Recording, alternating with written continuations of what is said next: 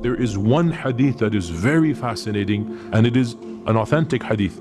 Our Prophet ﷺ said, Al-jinnu thalatha. Jinns are of three types. One type, lahum ajniha, yatiruna fil hawa. One type, they have wings and they fly and they roam around in the air. They are flying around in the skies. They're living their lives and they're going by. The other type, they are hayat. There's a category of jinn that typically appears in the form of animals. And two animals in particular the jinns love to appear in. But sometimes there are other animals. And the two main animals that the jinns love to appear in are snakes and dogs. But this does not mean that they never appear in another form. They could have other forms as well. The third type of jinn is they come and they go. This is the one that seems to want to irritate us, want to frighten us, want to come into our lives. This third category. Again, there is a lot of discussion about this hadith. And there are some things that we can say very definitively. First of all, the question comes, are these three types the only three types of jinn? Some of the scholars say that the Quran and the Sunnah mention more than these. So these are an example of three types of jinn. But what I want you to take from this hadith, notice how there are three different types that the Prophet ﷺ talks about. And notice how the three have different characteristics and different abilities. So notice one flies through the air.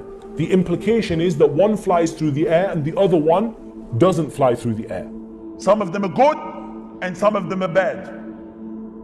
The good jinns are called jinns and the bad jinns are called shayateen. The jinn are all different. They have different abilities, different characteristics, they do different things, they like different things, they dislike different things. And there are different categories of shayateen. There's a shaitan, al-marid, and there's the afrit. As there's criminals, let us say, some of them are oppressors, some of them are transgressors, some of them are disbelievers. Also the shayateen, there are ranks, depending on their disbelief, depending on their power. And every type of them have different ability and different strength. Just like you, my dear brothers and sisters. Some of you can lift 20 kilos and some of you can lift 200 kilos. Some of you are intelligent and some of you are not as intelligent. So the jinns are like this. And Abu Dawood narrated from Jabir ibn Abdullah that the Prophet ﷺ said, if you hear the barking of a dog or the braying of a donkey, then seek refuge with Allah, for they see that which you do not see.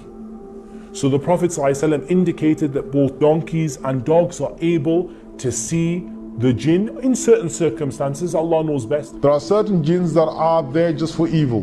Their nature is evil. So one of the ones that Rasulullah ﷺ has told us to be aware of are the ones that like to stay with impurity.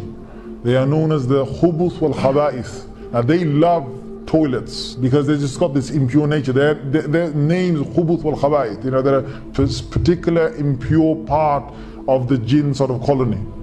And Rasulullah ﷺ has told us that when you go to the toilet, you just have to seek protection before you go in the toilet. So those jinns, if they're there, they won't have any effect. There's others that like to stay with human beings because they are impure or they are stay in an unclean manner. Now only impure jinns will stay with impure people if they are of that kind. And they will just stay with them. Sometimes they won't affect them. There's one particular shaitan that will give doubts. So when people make wudu, some people get doubt. Did I wash this? No, let me wash it again. So they wash it again. And then after that, did I wash that little part of my elbow? No, let me wash it again. So they wash it again. This is doubt. This is doubt. And if you see any person who's in that, the best way is to get somebody who looks over them and tells them, just listen to me. Yes, you washed it. Now you just carry on. Allah subhanahu wa ta'ala tells us that the jinn say, وَمِنَّا الصَّالِحُونَ وَمِنَّا دُونَ ذَلِكَ. Some of us are righteous and some of us are not. وَكُنَّا طَرَائِقَ قِدَدًا. And many of us have different ways and different ideologies and different thinking. Some of them, the jinns, are Muslims. Some of them are disbelievers. Some of them are Jews, Christians, Buddhists, atheists, monks, everything. The same as human beings. Many people mistakenly think that all of the shayateen are chained up in Ramadan. This is not true. Only the marada of the shayateen.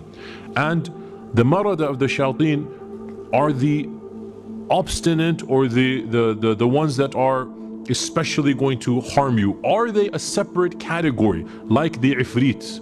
Or are they simply the shayateen that are more harmful than other shayateen? Allah knows best, because the ifrit seems to be like a different species of the jinn or a different clan of the jinn, and Allah knows best. The disbelievers from amongst the jinn, they have a very ugly appearance.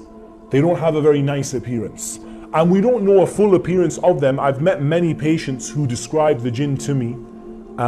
I've met many people who have seen the jinn in various different forms. But I'm going to only quote you what Allah Azza wa Jal tells us about the jinn in their appearance, or about the evil beings from amongst the jinn. Allah Azza wa Jal tells us about the tree that grows from the base of the hellfire. The tree of Az-Zaqum. The tree which is Ta'amun Athim, which is a very painful and an evil tree. And Allah describes the fruit of the tree of the hellfire and says it looks like the heads of devils. So if you imagine this horrible tree, this horrible poisonous evil tree, and you imagine that it looks like the heads of the shaitan, you can imagine that these shayateen are not particularly nice in appearance.